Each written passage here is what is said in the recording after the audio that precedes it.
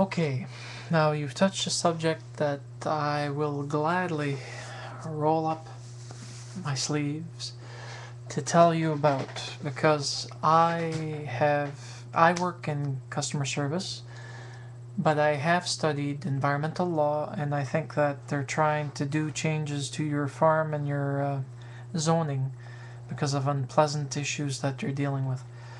In regards to uh, YouTube, that's preposterous for the simple fact that if you did bring it into court, YouTube is not made to be a movie medium to the point of having a movie studio. If that's what they believe, I think that all people from Lucan that are sitting on that particular board that made the bylaws should unfortunately take a gander at what Moncton, New Brunswick is doing for their citizens instead of making up nonsense. I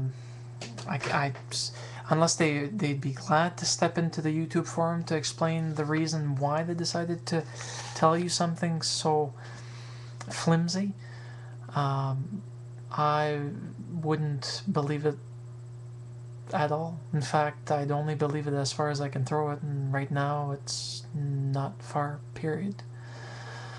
As for shutting you down and seizing your property because of that particular bylaw, let them try it. You can always fight them in court and you'll probably win because they have no onus. They have no provincial or local jurisdictional support.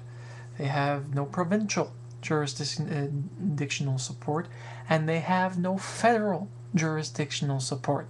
The only thing they can try to catch you on is the Unsightly Premises Act, which I know the law in New Brunswick. I don't know if it's the same in Ontario, but I do know that right now, if your property has open spaces where they don't like the way it's being laid out, a derelict barn, in your case, spare scrap parts that are hopefully cleaned out of any noxious liquids, fuel, hydraulics, anything of that nature, oil, and there's no leakage onto your property, they can't really come after you for it. And even if they do, they can't really do anything to you legally other than serve you with a notice that you must clean your property within a suitable amount of time, which is usually, I think it's an average of 30 days.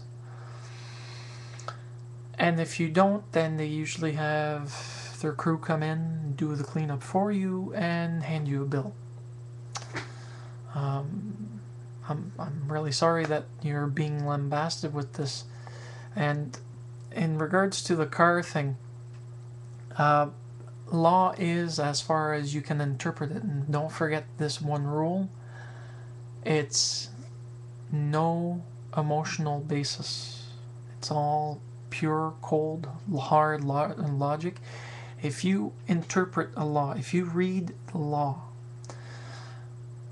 in the particular instance that you're dealing with, that you're trying to fight against, and your interpretation is different than what they're interpreting, or if your interpretation tends to ride the same rails as theirs, all depending on how it's being interpreted. Unfortunately, it's all in the eye of the beholder, which is why in most cases you'll have more than one interpretation from one federal agent, one provincial agent, agency, or group, or entity, or even a lawyer.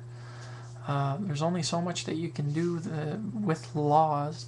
The rest comes in proving guilt versus innocence. And as far as I'm concerned,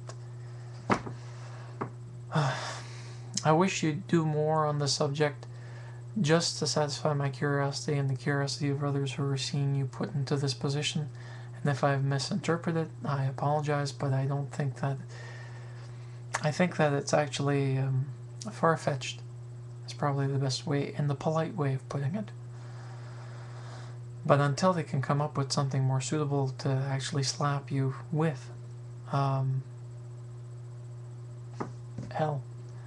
I don't know what more to say. Give us some more information. I'd be glad to look into it while I still have some free time and offer you my opinion and my expertise as best as I can. Have a nice one.